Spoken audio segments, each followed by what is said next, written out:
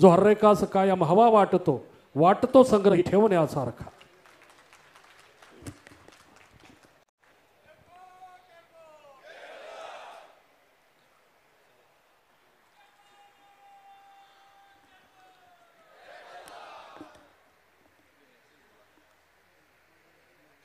भारत माता की, भारत माता की, वंदे वंदे.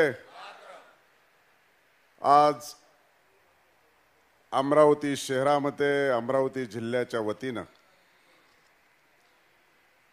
माझा विधान परिषदेच्या सभापतीपदी निवड झाल्याबद्दल सत्कार आयोजित केला आहे. अशा सत्काराच्या प्रसंगी आपल्या जिल्ह्याचे पालकमंत्री आणि या कार्यक्रमाचे अध्यक्ष आपल्यामधून नुकतेच भाषण करून गेले असे जिल्ह्याचे राज्याचे महसूल मंत्री आदरणीय चंद्रशेखरजी बावनकुळे, व्यासपीठावर उपस्थित असलेले राज्यसभेचे खासदार डॉक्टर अनिल बोंडे, अमरावतीचे खासदार बळवंतरावजी वानखेडे, त्याचबरोबर आमदार विधान परिषद संजय खोडके साहेब, आमदार किरण सरनाईक, आमदार रवी राणा, आमदार सौभाग्यवती सुलभाताई खोडके, आमदार प्रताप आडसड, आमदार परिंद तायडे, आमदार राजेशजी वानखेडे, आमदार गजानन लवटे, माजी मंत्री आणि आमचे मित्र प्रवीण पोटे साहेब, उमेश गुरडे, या सत्कार संयोजन समितीचे अध्यक्ष ज्येष्ठ नेते आदरणीय ॲडव्होकेट दिलीपरावजी यडतकर, मनोज कचरे, अमित महात्मे, प्रल्हाद सोरमारे, वैभव ढवळे, निखिल गुरडे, घनश्याम बोबडे, अचल कोल्हे, त्याचबरोबर उपस्थित असलेले अण्णासाहेब उंदरे, सचिन कोल्हे, संगीताताई शिंदे, शिल्पा ढवळे, मीनाताई घुर्डे, डॉक्टर नरोटे, व्यासपीठावर उपस्थित असलेले सर्व सन्माननीय मान्यवर पदाधिकारी आणि नेते, जिल्हाभरातून उपस्थित असलेले सर्व समाजाचे, विशेष करून धनगर समाजाचे सर्व प्रतिनिधी, मान्यवर,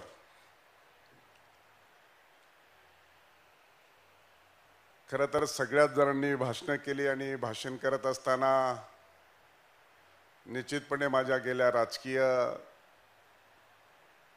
कार्याचा, सहवासाचा, मंत्रिपद असल्याचा जो अनुभव आला तो तुमच्याशी शेअर करण्याचा, संवाद साधण्याचा प्रयत्न केला. परंतु विधान परिषदेचा सभापती झाल्याच्या नंतर मी डॉक्टर बोंडे साहेबांना म्हणत होतो की विधान परिषदेच्या सभापती पदी निवड झाल्यानंतर अमरावतीमध्ये का सत्कार होतोय हे मलाही कळत नाही.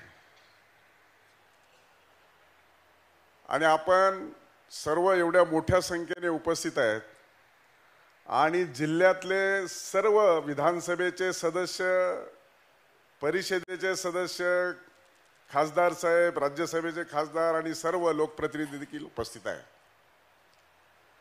आणि निश्चितपणे ज्यावेळेस अशा प्रकारचा कार्यक्रम होतो त्यावेळेस वानखेडे साहेब म्हटले, कारण त्यांना थोडं अवघडल्यासारखं सुद्धा होत होतं, पण अवघडायचं काहीच कारण नाही वानखेडे साहेब. त्याचं कारण असं आहे की माझं पद संविधानिक आहे. पक्ष आणि विपक्ष, सत्ताधारी आणि विरोधी पक्ष याच्यामध्ये समन्वय घडवण्याची जबाबदारी म्हणजे सभापती आहे. आणि त्याला दाद देत अख्ख्या महाराष्ट्रामध्ये असा सत्कार झाला नाही. अशा सत्काराला संपूर्ण अमरावतीचे लोकप्रतिनिधी आपण उपस्थित आहेत. त्याच्यामुळे माझ्याकडून जी अपेक्षा आहे, माझ्याकडून जी इच्छा आहे आणि जी संविधानिक काम या सभागृहामध्ये पार पडलं पाहिजे, त्या दृष्टिकोनातून खऱ्या अर्थानं आपण उपस्थित राहून माझी आणखी जबाबदारी वाढवली असं जर म्हटलं तर वावगं होणार नाही. आणि म्हणून निश्चित स्वरूपामध्ये खरं तर वास्तविक पाहता सभापती झाल्याच्या नंतर काय होतं काय होत नाही हे मला माहित नाही, तुम्हालाही माहित नाही. आणि म्हणून सत्कार कोणाचा होतो, कारण मंत्री झालं तर त्याच्याकडून काहीतरी काम करता येतं, काहीतरी शिफारस करता येते, काही सांगता येतं. मी सकाळी 11:30 वाजता आलोय. मला वाटतं एडतकर साहेब एक 2-4 शिफारशी किंवा पत्र माझ्याकडे आले असतील. एकही पत्र आलं नाही, कोणी कामही सांगितलं नाही. रेस्ट हाऊसला तेवढाच सत्कार आणि इथंही आपण आणखी सत्काराच्या प्रतीक्षेत आहात. पण निश्चित तुम्हाला या संदर्भामध्ये विश्वास आहे आणि मी देखील तुम्हाला विश्वास देऊ इच्छितो की कोणतंही काम असेल तरी करण्याची हिम्मत आणि दानत माझ्यामध्ये आहे. आणि हेच खऱ्या अर्थाने काम आणि म्हणूनच खऱ्या अर्थाने हा अमरावतीमध्ये सत्कार होतोय. आणि म्हणूनसाठी हा विश्वास ज्या पद्धतीनं सर्वसमावेशक डॉक्टर बोंडे साहेबांनी सांगितलं की सर्वसमावेशक व्यक्तिमत्व आहे. कोणी काम सांगितलं तरी सकारात्मक दृष्टिकोनातून त्यांना मदत करण्याची भूमिका आणि शेवटच्या घटकापर्यंत पोहोचवण्याची भूमिका आपण गेल्या अनेक वर्षापासून राजकीय क्षेत्रामध्ये पार पाडलेली आहे. आणि वारसा तर पुण्यश्लोक अहिल्यादेवी होळकरांच्या घरामध्ये त्यांचा ज्या घराण्यात जन्म झाला त्या घराण्यात माझा जन्म झाला, शिंदे घराण्यात जन्म झाला. आणि म्हणून माझी आणखी जबाबदारी वाढते. आणि ही जबाबदारी खऱ्या अर्थानं पार पाडत असताना योगायोग कसा आहे बघा.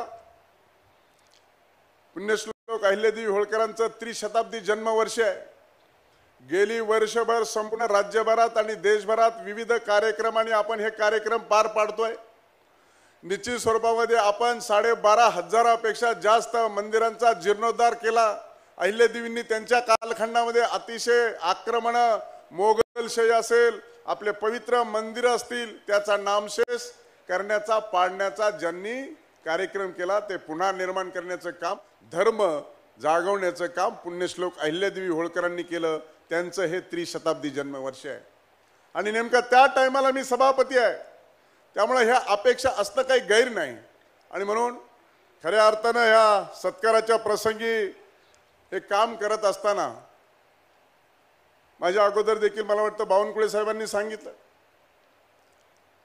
95च्या अगोदर अहिल्यादेवी ज्या कामापुरत्या जिथे काम झाले तिथंच माहीत असायचं. पण 95च्या नंतर संपूर्ण सर्वदूर राज्यात आणि देशात सगळीकडे अहिल्यादेवींचा गवगवा आणि त्यांच्या कामाची माहिती आणि स्तुती ही झाली. आणि त्या निमित्तानं खऱ्या अर्थानं हे काम करत असताना पुण्यश्लोक अहिल्यादेवी होळकरांनी आता आपण पाहिलं की डॉक्टर साहेबांनी सांगितलं काशी विश्वेश्वराच्या कॉरिडॉरमध्ये जरी आपण गेलो तर 1780 साली काशी विश्वेश्वराचा पुनर्निर्माण करण्याचं काम प्रथमतः पुण्यश्लोक अहिल्यादेवी होळकरांनी केलं. त्यानंतर 2022 मध्ये आपल्या देशाचे आदरणीय पंतप्रधान नरेंद्रजी मोदी यांनी केलं. आणि त्यामुळे 12 ज्योतिर्लिंग असतील, घाट असेल, अन्नछत्र असतील, असे अनेक निर्माण करण्याचं काम त्यांच्या माध्यमातून झालेलं आहे. आणि त्यातच सुलभाताई मी देखील सांगितलं की अमरावतीमध्ये भव्य दिव्य पुतळा झाला पाहिजे. त्याला माननीय खासदारांनी अनुमोदन दिलं. माननीय आमदार रवी राणा आमचे मित्र त्यांनी सांगितलं की माझ्या पगारातून खर्च करू.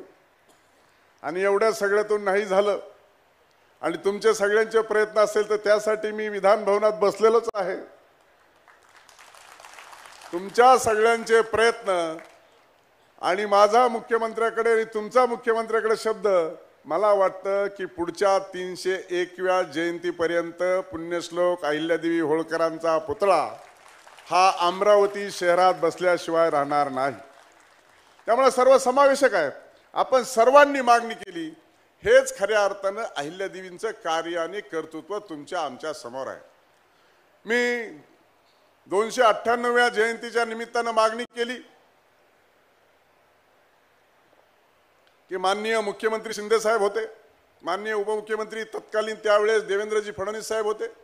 चोंडीमध्ये जयंतीचा कार्यक्रम होता आणि मी सांगितलं तुम्ही औरंगाबादचं छत्रपती संभाजीनगर केलं, उस्मानाबादचं धाराशिव केलं, आमचं अहमदनगरचं अहिल्यानगर करायला काय अडचण आहे, अशी मागणी केली. उपमुख्यमंत्री देवेंद्रजी फडणवीस साहेबांनी सांगितलं की राम शिंदेंनी केलेली मागणी बरोबर आहे, आपण जर ते दोन्ही केलं असेल तर अहमदनगरचं अहिल्यानगर देखील करावं लागेल. माननीय मुख्यमंत्री तत्कालीन एकनाथ शिंदे साहेबांनी घोषणा केली आणि अवघ्या 16 महिन्यात अहमदनगर आणि त्याचं अंमलबजावणी देखील झाली. मला तुम्हाला प्रश्न विचारायचा आहे, कोणी उपोषण केलं का?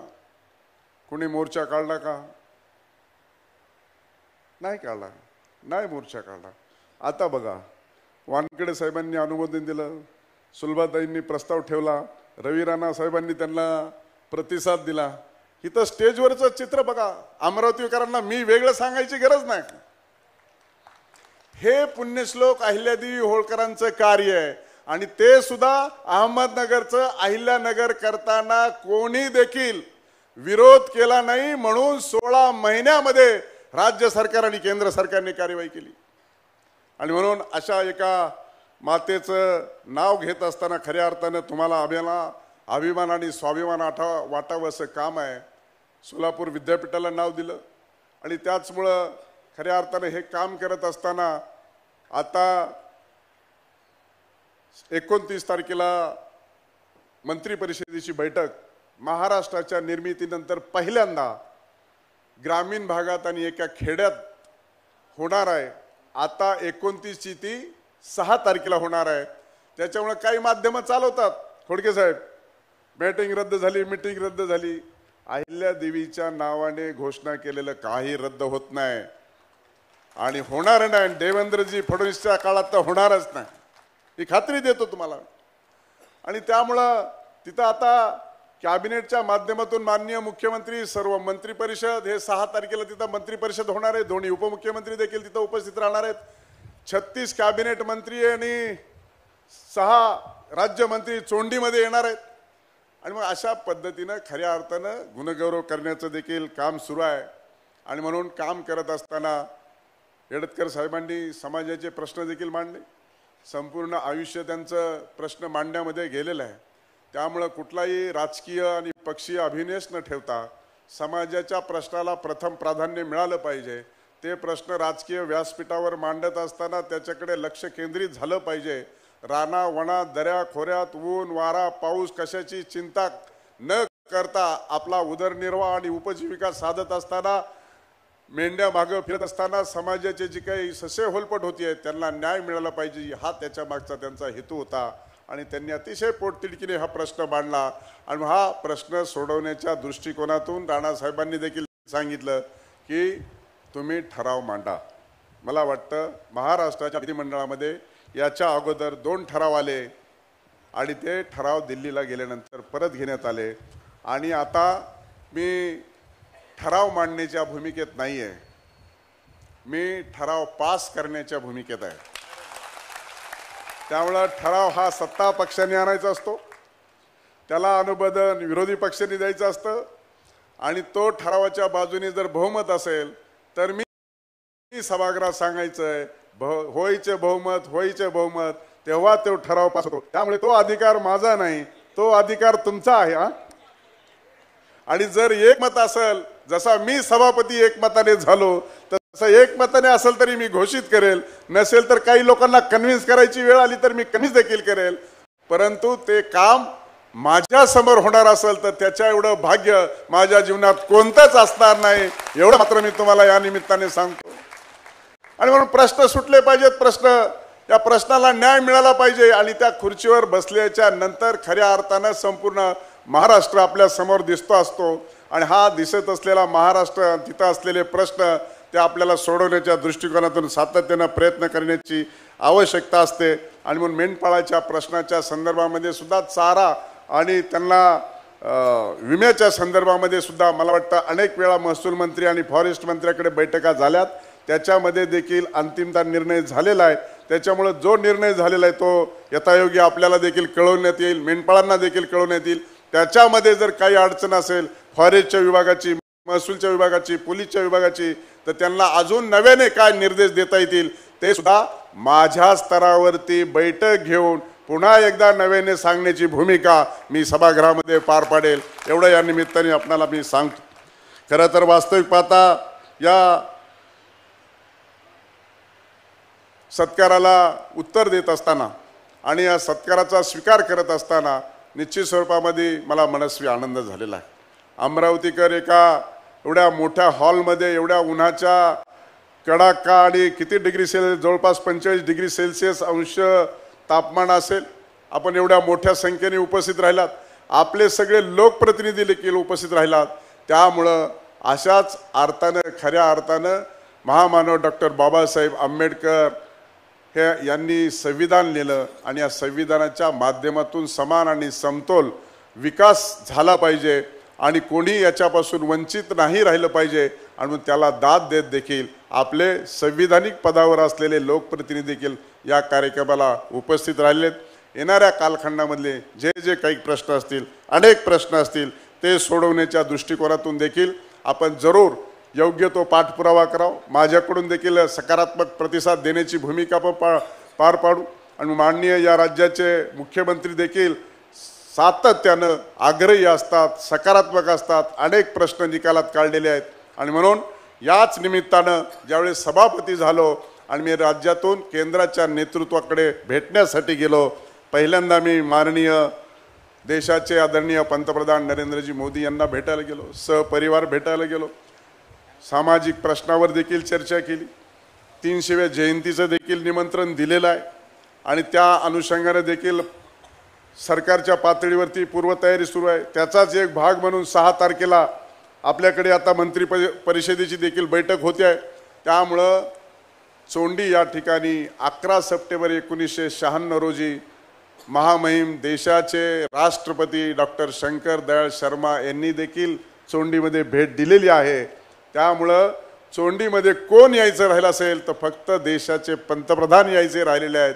त्यामुळं तुम्हाला आम्हाला सर्वांना अपेक्षा आहे की आपल्या सगळ्या प्रश्नाची सोडवणुकीसह माननीय पंतप्रधान या 31 मे रोजी उपस्थित राहतील, त्यांना आपण तसं निमंत्रण देखील दिलेली आहे आणि म्हणून निश्चित स्वरूपामध्ये येणाऱ्या कालखंडामध्ये माझा गुणगौरव आणि सगळ्याच पदाधिकाऱ्यांनी आणि लोकप्रतिनिधींनी सांगितलं की माननीय मुख्यमंत्र्यांचं खरं तर वास्तविक पाहता एखाद्यावरती जीव असणं, एखाद्यावरती प्रेम असणं हे निश्चित स्वरूपामध्ये राणासाहेबांनी ज्याप्रमाणे सांगितलं की कोणी कार्यकर्ता एखाद्या निवडणुकीला सामोरं गेल्याच्या नंतर आणि पराजय झाल्याच्या नंतर नैराश्याच्या गर्तेमध्ये जातो, परंतु कधी मी नैराश्याच्या गर्तेत न जाता पुन्हा एकदा नव्या हिमतीनं आणि वराशी जिद्द बाळगून लढाईची भूमिका ठेवतो आणि पुन्हा एकदा सातत्यानं पक्षानं आणि विशेष करून माननीय मुख्यमंत्री महोदयांना जे पुन्हा एकदा काम करण्याची संधी दिली,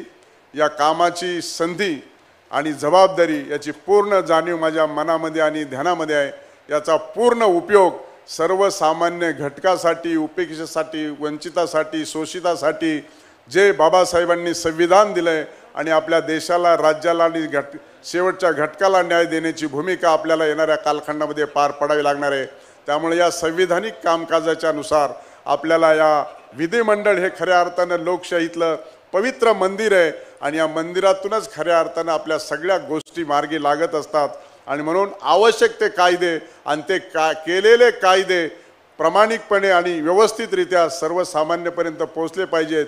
योजना असतील, योजनेच्या माध्यमातून कार्यवाही केलेली असेल, मग राज्य सरकार असो की केंद्र सरकार असो, शेवटी आपल्याला दुर्लक्षित घटकाला न्याय देण्याच्या दृष्टिकोनातून जे पवित्र काम त्या विधिमंडळाच्या दोन्ही सभागृहामध्ये होतं, त्या सभागृहाची जबाबदारी माझ्यावर असल्या कारणानं निश्चित स्वरूपामध्ये यथायोग्य सार्वजनिक आणि सामाजिक आणि सर्वसमावेशक जे जे प्रश्न असतील ते प्रश्न आपण नीट नाटके आणि चांगल्या रीतीने सोडवण्याचा आणि दोन्ही पक्ष आणि विपक्षाचा त्याच्यामध्ये सहयोग आणि समन्वय ठेवून आपण हे प्रश्न सोडवण्यासाठी प्राधान्यक्रम देणार आहोत आणि म्हणून पुन्हा एकदा डॉक्टर येडतकर साहेब, अमित महात्मे आणि त्यांचे सर्व सहकारी यांनी जो काही हा विशेष कार्यक्रम सत्काराचा आयोजित केला, आपण सर्वजण उपस्थित राहिलात, विशेष करून सर्व लोकप्रतिनिधी उपस्थित राहिले, त्याबद्दल मी वैयक्तिकरित्या आपलं सर्वांचं मनापासून आभार मानतो।